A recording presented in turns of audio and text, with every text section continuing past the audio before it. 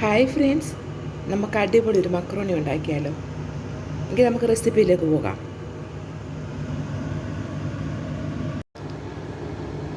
Macaroni വേവിക്കാൻ വേണ്ടിയിട്ട് ഞാൻ വെള്ളം വെച്ചിട്ടുണ്ട് ഒരു പാത്രത്തിലോട്ടെ. ഇനി നമുക്ക് ഇതിലേക്ക് ഇച്ചിരി ഉപ്പും ഇച്ചിരി വെളിച്ചെണ്ണയും കൂടെ ഒഴിച്ചു കൊടുക്കാം.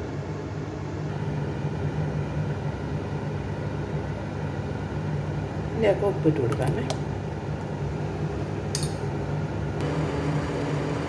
വെളിച്ചെണ്ണയും കൂടെ ഒഴിച്ചു കൊടുക്കാം. ഇത് നമുക്ക് ഒട്ടി പിടിക്കാതിരിക്കാൻ വേണ്ടിയിട്ടാണ്. ഉപ്പ് നമുക്കപ്പോൾ അതിലോട്ട് നല്ലപോലെ നമുക്ക് പിടിച്ചു കൊടുക്കാം. നമ്മൾ വേവിക്കുന്ന സമയത്ത് ഇട്ട് വയ്ക്കാമെങ്കിൽ.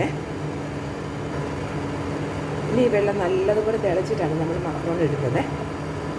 വെള്ളം തിളച്ചോട്ടെ. ഒരു 3 പ്രാവശ്യം ഇത് കഴുകി വാരി എടുത്തിട്ടുണ്ട്.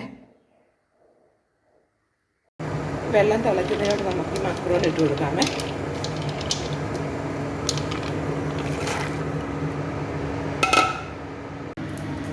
മക്രോണി ഉണ്ടാക്കാൻ വേണ്ടി ഞാൻ എടുത്തേക്കുന്നത് ഒരു ചെറിയ ഉരുളക്കിഴങ്ങ് ചെറുതായിട്ട് കഷ്ണിച്ചത്, ഗ്രീൻ പീസ്, പച്ച ഗ്രീൻ പീസാണ്, ക്യാരറ്റ്, സവോള, പിന്നെ ഇഞ്ചിയും വെളുത്തുള്ളിയും ചെറിയ ചെറിയ കഷ്ണം കൊത്തി അരിഞ്ഞാണ് അങ്ങനെ എടുത്തിട്ടുണ്ട്.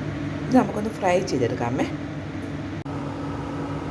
ഞാൻ ഫ്രൈ ചെയ്യാൻ വേണ്ടിയിട്ട് ഒരു തവ വെച്ചിട്ടുണ്ട്. ഇതിലേക്ക് നമുക്ക് ഇച്ചിരി വെളിച്ചെണ്ണ ഒഴിച്ചു കൊടുക്കാം.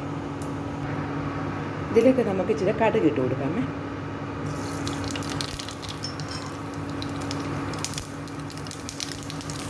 ഇതിലേക്ക് കരിവേപ്പില ഇട്ട് കൊടുത്തു. ഇനി നമുക്ക് ഇതിലേക്ക് ഇഞ്ചിയും വെളുത്തുള്ളി ഇട്ട് അതും ഇട്ട് കൊടുക്കാമേ.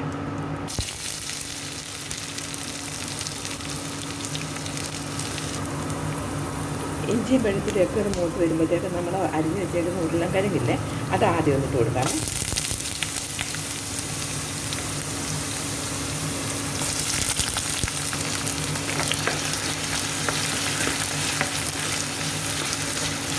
അതൊന്നും നല്ലതുപോലെ വഴന്നതിന് ശേഷം വേണം നമ്മൾ മറ്റുള്ള പച്ചക്കറികൾ ഇട്ട് കൊടുക്കാനേ.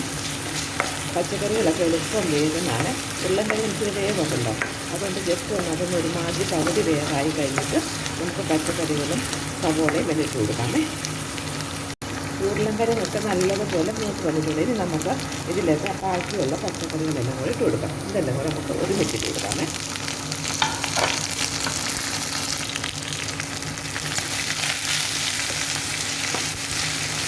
ഇതിലേക്ക് നമുക്ക് സ്വല്പം ഉപ്പും ഒഴിച്ച് കൊടുക്കാമേ. സ്വല്പം ഇട്ടാൽ മതി, കാരണം നമ്മൾ ഓൾറെഡി മക്രോണിക്കകത്ത് ഉപ്പിട്ടിട്ടുണ്ട്. ഈ വെജിറ്റബിൾസിന് മാത്രമുള്ള ഉപ്പ് ഇട്ടാൽ മതിയേ. ഇതൊന്ന് വഴന്ന് വരുമ്പോഴത്തേക്ക് ഒരു തക്കാളിക്ക് കുഞ്ഞു കുഞ്ഞായിട്ട് അരിഞ്ഞാൽ അതും കൂടെ നമുക്കൊന്ന് ഇട്ട് കൊടുക്കാം.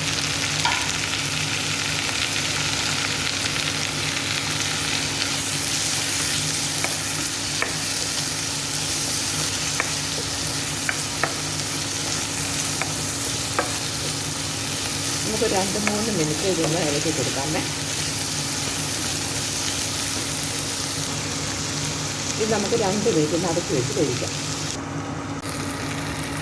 വെജിറ്റബിൾസ് എല്ലാം നല്ലപോലെ ഫ്രൈ ആയി വന്നിട്ടുണ്ട്. കണ്ടോ, ഒത്തിരി അങ്ങ് മൂത്ത് പോകണ്ട.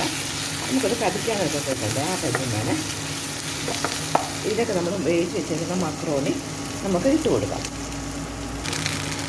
നമ്മൾ മക്രോണി എല്ലാം ഇട്ട് വെച്ചിട്ടുണ്ട്. ഇനി നമുക്ക് എല്ലാം ഇട്ട് കൊടുക്കാമേ.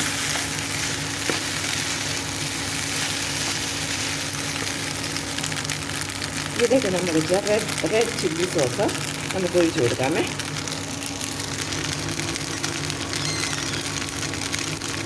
ഒരു 1 ടേബിൾ സ്പൂണോളം ഒഴിച്ചു കൊടുക്കാം. അതുപോലെ തന്നെ സോയാ സോസ് അതും നമുക്ക് ഒഴിച്ചു കൊടുക്കാം. അതൊരു 1 ടേബിൾ സ്പൂണ് 1.5 ടേബിൾ സ്പൂണോളം ഒഴിച്ചു കൊടുക്കാം. പിന്നെ നമ്മൾ ഒഴിച്ചു കൊടുക്കുന്നത് ടൊമാറ്റോ സോസാണ്. അതൊരു 1 ടേബിൾ സ്പൂണോളം ഒഴിച്ചു കൊടുക്കാം.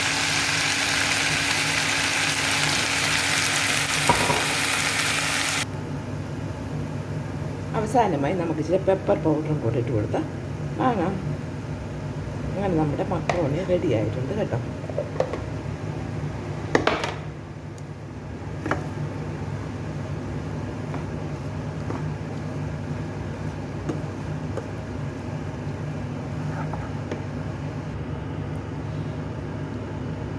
അങ്ങനെ ടേസ്റ്റിയായ മക്രോണി റെഡി ആയിട്ടുണ്ട്. ഈ റെസിപ്പി നിങ്ങൾക്ക് ഇഷ്ടപ്പെടുവാണെങ്കിൽ ലൈക്ക് ചെയ്യാനും ഷെയർ ചെയ്യാനും സപ്പോർട്ട് ചെയ്യാനും മറക്കല്ല കേട്ടോ. അപ്പോൾ പുതിയൊരു വീഡിയോയുമായിട്ട് വീണ്ടും നമുക്ക് കാണാം. Bye bye.